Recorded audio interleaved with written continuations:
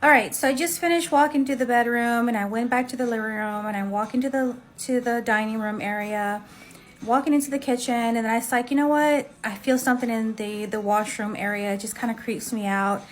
And she was saying that yeah, that for some reason we don't like going into the washroom late at night, and that sometimes they would see weird stuff in the backyard, which we were leading towards the back of the house anyway. So I went ahead and told the lady, you know, I'm going to go ahead and get started. I'm going to go from the back part of the house to the front, which is going from the back washroom area.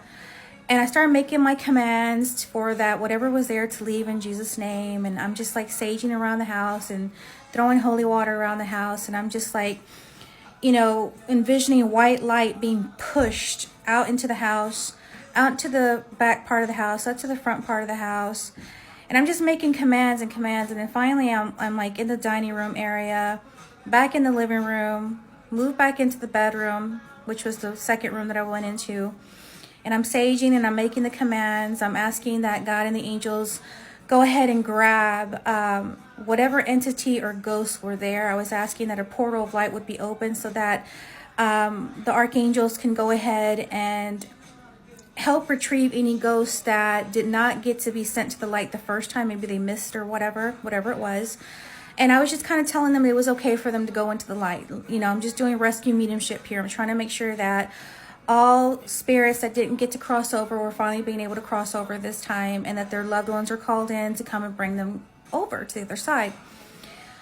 So once I feel like everybody that was a spirit was finally gone, I could see that there was this dark entity, shadow person there. And even my client, she started crying and her hairs on her arms started standing up.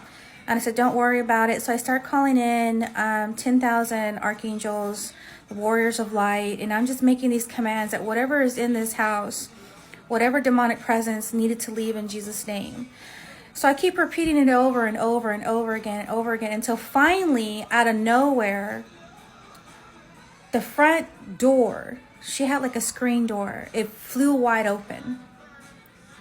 And my client and I both looked at each other and she's crying. She's like, oh my God, what does that mean? I was like, well, whatever was here, it left, it's gone. And she was shocked and I was shocked too, because I wasn't expecting that, you know.